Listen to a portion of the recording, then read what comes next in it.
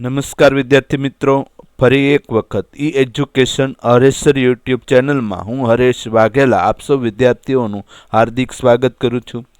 મિત્રો, આજના આ વિડિયો લેક્ચરમાં આપણે ગુજરાતી ધોરણ 8 સત્ર નંબર 2નું પ્રકરણ નંબર 22 કિસ્સા ટૂચકાના પ્રકરણની સંપૂર્ણ સમજ એનિમેશન દ્વારા છે એ મેળવીશું. તો મિત્રો, હજુ સુધી જો આપના દ્વારા અમારી આ ઈ એજ્યુકેશન હરેસર યુટ્યુબ ચેનલને સબસ્ક્રાઇબ કરવાનું રહી ગયું હોય તો સબસ્ક્રાઇબ કરો. અમારી ચેનલમાં અપલોડ થતા તમામ વિડીયાઓ છે વિદ્યાર્થી મિત્રો સુધી શેર કરો અને લાઇક કરો. સાથે સાથે બાજુમાં આપવામાં આવેલ બેલ આઇકોનને પણ પ્રેસ કરો કે જેથી અમારી ચેનલમાં અપલોડ થતા તમામ વિડીયાઓ છે એની નોટિફિકેશન આપણા સુધી મળતી રહે. તો ચાલો જોઈ ધોરણ 8 વિષય ગુજરાતી દ્વિતીય સત્રનું પ્રકરણ નંબર 22 કિસ્સા ટૂચકાની સમજૂતી એનિમેશન દ્વારા.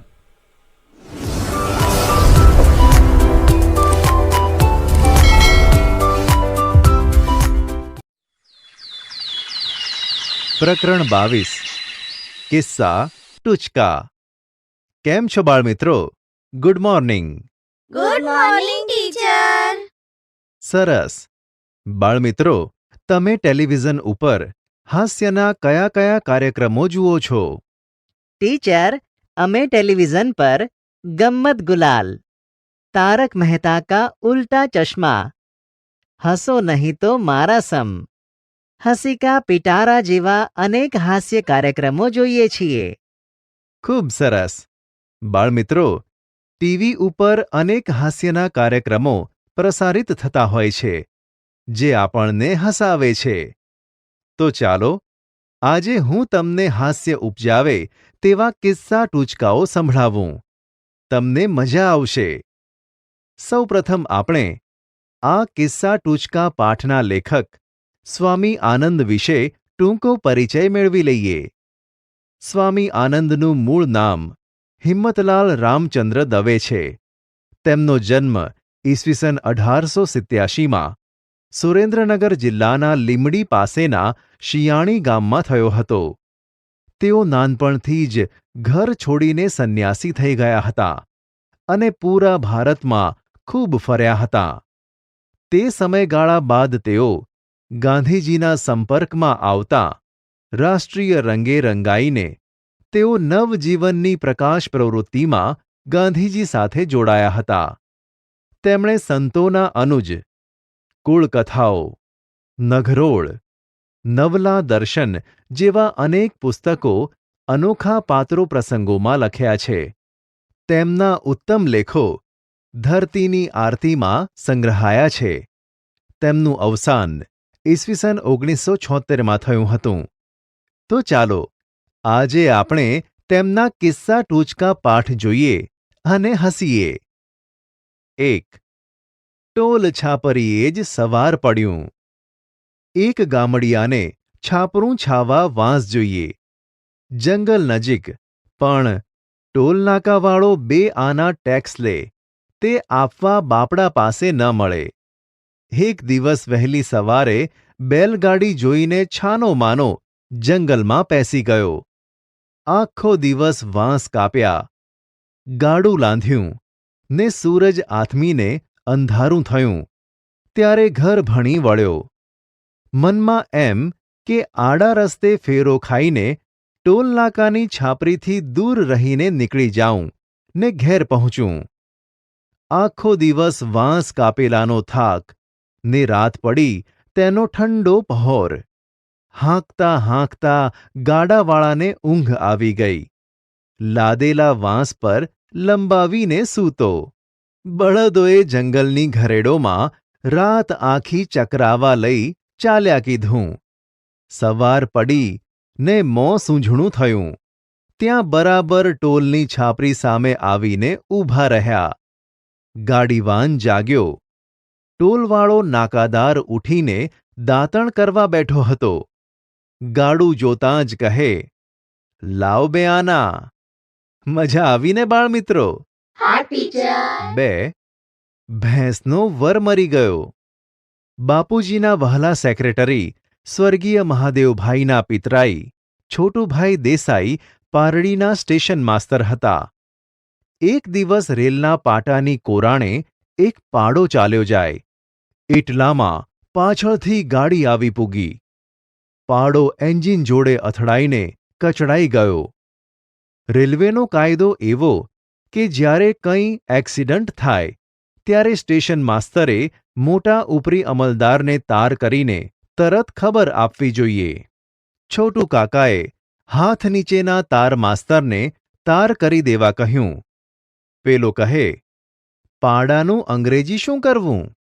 છોટુભાઈ કહે, પાડો એટલે ભેંસનો વર, બીજું શું વળી?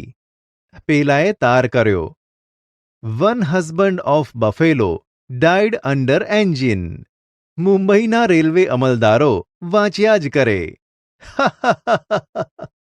મજા આવીને બાળમિત્રો? હા ટીચર. સરસ. 3. તેરા બાપ કપટી.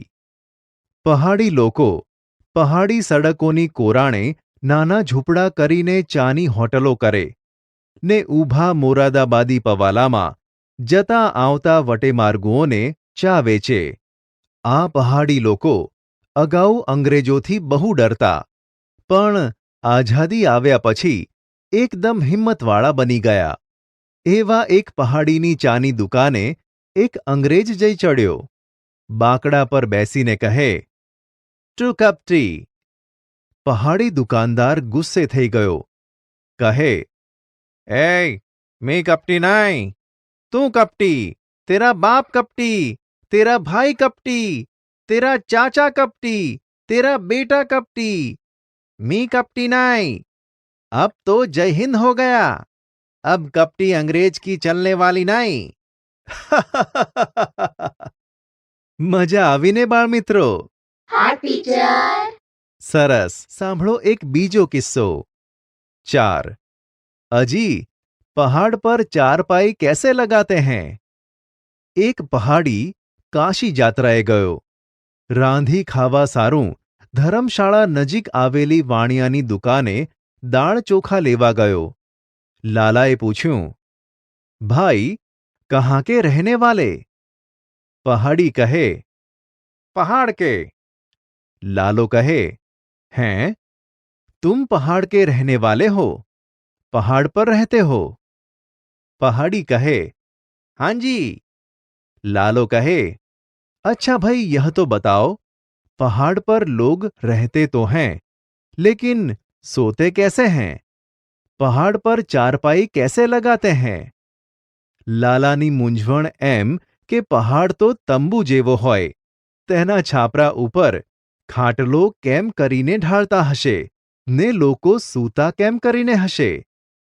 पेलो पहाड़ी लालानी सामू जोया ज करे. મજા આવીને બાળમિત્રો? હા ટીચર. સરસ. તો બીજો એક કિસ્સો સાંભળીએ. 5.